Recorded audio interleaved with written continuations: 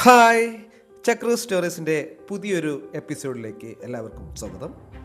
ഇന്ന് നമ്മൾ ക്ഷേത്രത്തിലേക്കല്ല പോകുന്നത്, പിന്നെയോ തിരുച്ചിയിലെ ഒരു ബേഡ്സ് പാർക്കിലേക്കാണ്.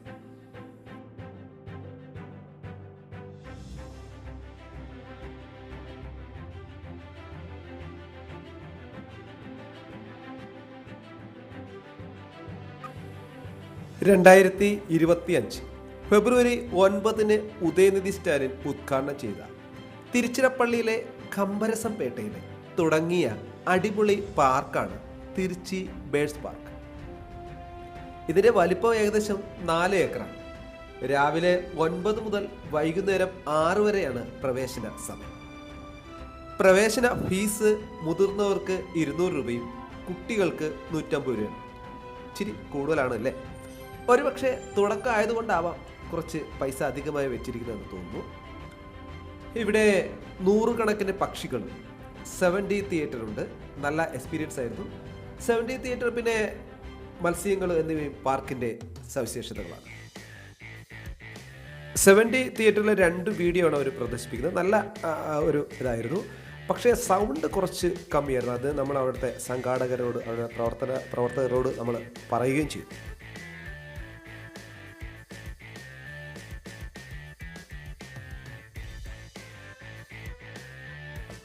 നമുക്ക് നാമേ തിട്ടം എന്ന പദ്ധതിയുടെ ഭാഗമാണ് ബേഡ്സ് പാർക്ക് പ്രവർത്തിക്കുന്നത്.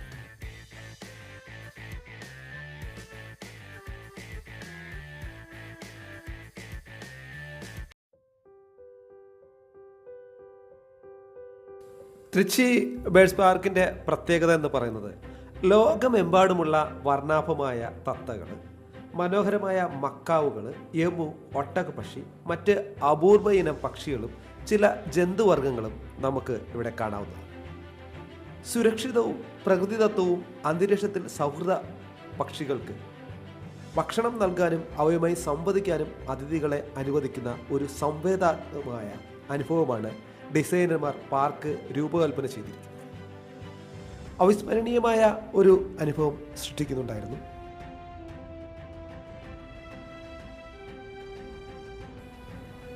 പക്ഷികൾക്കൊപ്പം ശുദ്ധജല കടൽ മത്സ്യങ്ങളുടെ ആകർഷകരമായ ശേഖരവും പാർക്കിലുണ്ട്.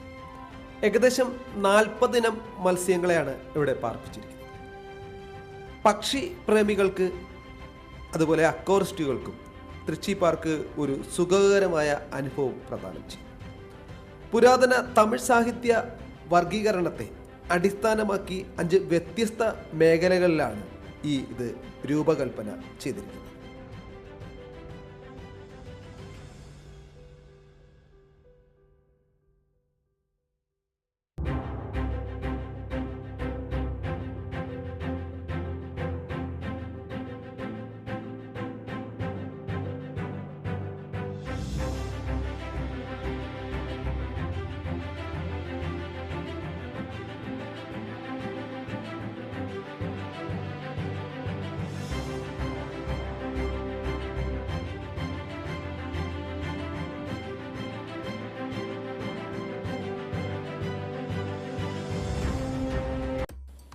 പ്രകൃതി തീമുകളും മനോഹരമായ സൗന്ദര്യവും പ്രകൃതിയുടെ ഭംഗി ആസ്വദിച്ചുകൊണ്ട് രൂപകൽപ്പന ചെയ്തിരിക്കുന്ന ഈ പാർക്കിൽ മലനിരകളും വെള്ളച്ചാട്ടങ്ങളും പോലുള്ള മനോഹരമായ കാഴ്ചകൾ കാണാം.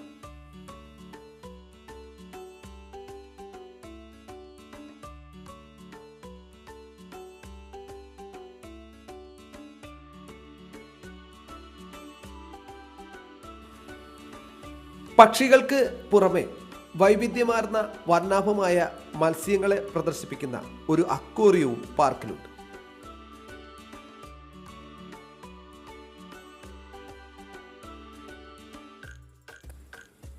സർഗാത്മകയുടെ ഒരു സ്പർശനം നൽകിക്കൊണ്ട് പാർക്കിൽ ദിനോസർ മുട്ടകൾ, മുതലകൾ, കൂണുകൾ, തെങ്ങുകൾ എന്നിവയുടെ ജീവൻ തുടിക്കുന്ന കൃത്രിമ പ്രതിമകൾ ഉണ്ട്.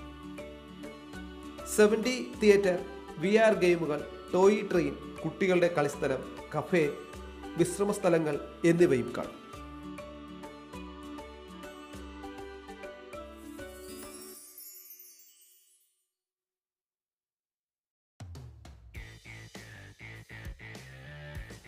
വിവിധ രാജ്യത്തു നിന്നുള്ള വിവിധ പ്രാവിനങ്ങളെ നിങ്ങൾക്ക് ഇവിടെ കാണാവുന്നത്.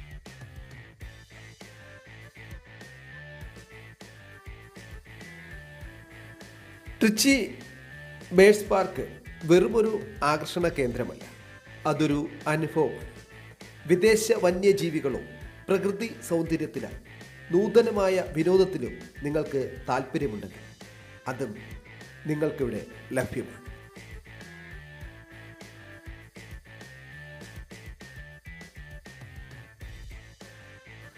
ഏഷ്യ, ചൈന, ജർമ്മനി, തുർക്കി, മലേഷ്യ എന്നിവിടങ്ങളിൽ നിന്നായി 15 തരത്തിലധികമുള്ള കോഴികളെ നിങ്ങൾക്ക് ഇവിടെ കാണാവുന്നതാണ്.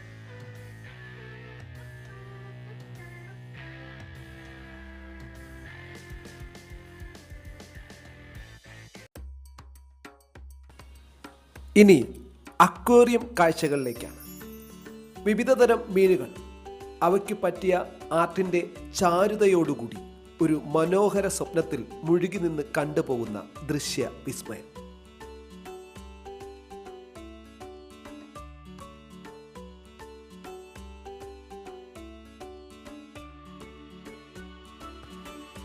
ബാക്ക്ഗ്രൗണ്ടിൽ കാണുന്ന സീനറികളെല്ലാം തന്നെ ഒന്നിനൊന്ന് മനോഹരമാണ്.